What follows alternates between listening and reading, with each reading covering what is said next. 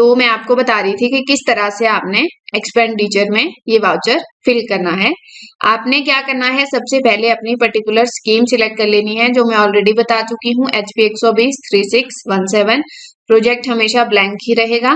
Bank account already आ चुका है क्योंकि SNA अकाउंट है आपका। एक्सपेंडिचर डन फॉर आप लोगों के RGSA में वेंडर्स को ही पेमेंट होगी, तो वेंडर आपने सिलेक्ट कर लिया। अब है सिलेक्ट वेंडर। सिलेक्ट वेंडर पे जैसे ही क्लिक करेंगे ये वो सारा डाटाबेस आ गया जो आपने वेंडर आइदर मैप किए हैं या फिर रजिस्टर किए हैं अपने आप। तो अब हमने पेमेंट जिस वेंडर को करनी है उस वेंडर को पहले तो हम सर्च कर लेंगे, ठीक है। तो हमने पेमेंट करनी है इनको। अब हमने अपना एक वेंडर सिलेक्ट कर लिया। हम ऑफिस ऑर्डर नंबर यहाँ पे डाल देंगे,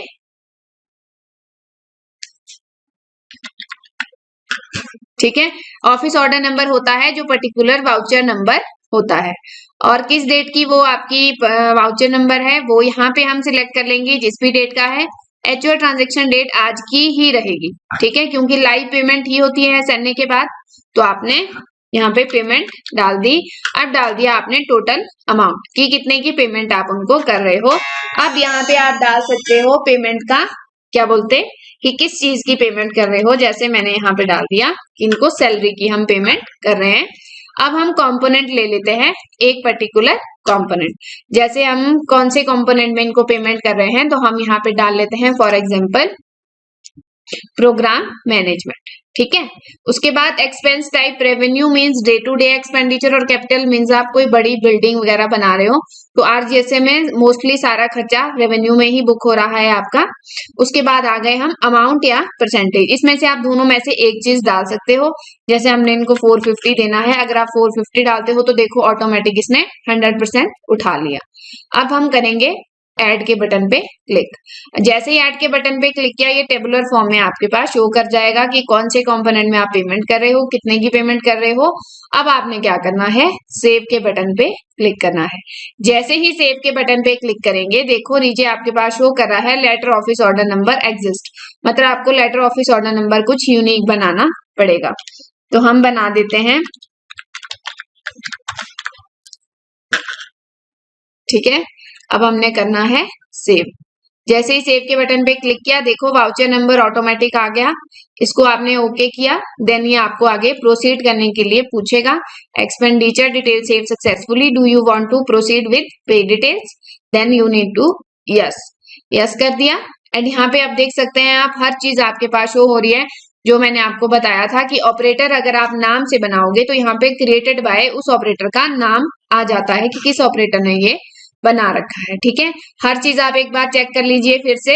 और उसके बाद इंस्ट्रूमेंट टाइप आपने लेना है ई पेमेंट यूजिंग प्रिंट एडवाइस, क्योंकि आपके RGSA में PPA के थ्रू ही पेमेंट हो रही है, तो आप लेंगे ई पेमेंट यूजिंग प्रिंट एडवाइस, ठीक है। और ऐड के बटन पे क्लिक करेंगे। जैसे ही ऐड के बटन पे क्लिक करेंगे ये देखिए यहाँ पे आ गया। अब है नरेशन फॉर पासबुक। आप जिस इंसान को पेमेंट कर रहे हो उसकी पासबुक में क्या रिफ्लेक्ट होके आए कि किस चीज की पेमेंट कर रहे हो आप, तो वो आप यहाँ पे चीज डाल सकते हो, ठीक है। तो यहाँ पे हमने डाल दिया नरेशन फॉर पासबुक। अब ये है do you want to add the deduction details. अगर आप डिडक्शन करना चाहते हो तो आप यस पे क्लिक करोगे। अगर आप यस पे क्लिक करोगे तो आपको नेक्स्ट करके देगा।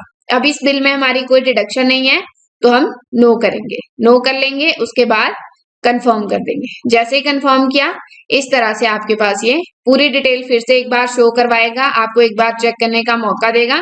देन आपको सबमिट फॉर अप्रूवल करना है। सबमिट फॉर अप्रूवल जैसे ही आप करते हो ये आपकी एंट्री जो है डाटा ऑपरेटर का काम यहाँ से खत्म हो गया। बस डाटा ऑपरेटर को ये ध्यान रखना है बार बार की हर चीज चेक कर लेनी है, पेमेंट को करना है, जब भी आगे कैरी फॉरवर्ड उसको करते हैं चीज को चेक कर लेना है, ठीक है। यहाँ पे जो है डाटा ऑपरेटर का काम खत्म हो गया और डाटा ऑपरेटर यहाँ पे अब अपने अप्रूवर को बता देगा जो भी उसकी साइनिंग अथॉरिटी है कि मैंने यहाँ से बिल अपना जनरेट कर दिया है, तो प्लीज आप अपनी आईडी ओपन करके इसको अप्रूव कर दीजिए, ठीक है। तो अब जो है एक्सपेंडिचर में ऑपरेटर का काम खत्म हो गया, उसने अपनी तरफ से एंट्री डन कर दी, ठीक है। अब जो है अप्रूवर अपनी आईडी से लॉगिन करेगा और सेम एक्सपेंडिचर के मैनेज में जाके एक बार उस एंट्री को चेक करेगा, ठीक है। इस तरह से उसके पास अप्रूवर के पास शो हो जाएगा। इसमें अपनी वो सिर्फ स्कीम सिलेक्ट करेगा जो है अप्रूविंग अथॉरिटी आपकी और सर्च करेगा। ठीक है, तो यहाँ पे हम फॉर एग्जांपल एक एंट्री ले लेते हैं। इस तरह से वो उसे लेटर ऑफिस ऑर्डर, जैसे यहाँ पे सबमिटेड स्टेटस बता रहा है, उस एंट्री के लेटर ऑफिस ऑर्डर नंबर पे उसने क्लिक करना है। जैसे ही क्लिक करेगा इस तरह से अप्रूवर के पास पूरी एंट्री शो होगी। वो हर चीज चेक कर सकता है जो साइनिंग अथॉरिटी है कि किस चीज की पेमेंट हुई है, क्या पेमेंट हुई है, और इस तरह से वो यहाँ पे उसके पास अप्रूव का ऑप्शन शो करेगा। ठीक है, तो हम लाइव अप्रूवर किसी की आईडी ओपन नहीं कर सकते क्योंकि ये बहुत कॉन्फिडेंशियल चीज है। तो यहाँ पे उसके पास अप्रूव और रिजेक्ट का ऑप्शन होगा। वो अप्रूव और रिजेक्ट, अगर अप्रूव करना चाहेगा तो अप्रूव करेगा, रिजेक्ट करना चाहेगा तो रिजेक्ट करेगा। उसके बाद अप्रूवर के पास भी ये ऑप्शन आता है प्रिंट पेमेंट एडवाइस का, और अप्रूवर डाटा ऑपरेटर को भी बोल सकता है कि अपनी आईडी से जाके प्रिंट पेमेंट एडवाइस निकाल दे। तो ऑपरेटर भी अपनी आईडी से जाके एक्सपेंडिचर के मैनेज में जाके ये एंट्री ओपन करके प्रिंट पेमेंट एडवाइस पे क्लिक करके उसका पीडीएफ निकाल सकता है। और जैसे ही पीडीएफ निकलेगा उसके बाद वो बैंक में साइनिंग अथॉरिटी, जो भी, अगर आपकी एक साइनिंग अथॉरिटी है तो एक उसको अप्रूव करेगा, दो है तो दो अप्रूव करके उसको बैंक में आपने डिपॉजिट करवाना है। और पीपीए की एक चीज आपने ध्यान रखनी है, जिस दिन अप्रूव हुई है वो एंट्री पीपीए, उस दिन से लेके, जैसे यहाँ पे आपको शो हो रही है पीपीए एक्सपायर डेट, ठीक है, उसी तरह से आपको भी अपने पीपीए की एक्सपायर डेट शो हो जाएगी। 10 दिन का टाइम पीरियड ही होता है, तो 10 दिन से पहले पहले आपने वो बैंक में सबमिट करवानी है ताकि वेंडर को वो पेमेंट चली जाए। इस तरह से जो है आपका पीपीए जनरेट हो जाता है। तो ये थी आपकी किस तरह से आप वाउचर बनाओगे। पहले तो वेंडर बनाओगे, देन वाउचर क्रिएट करोगे अपनी एंट्री, और फाइनल ये अप्रूव करने के बाद आपकी पेमेंट डन हो जाएगी।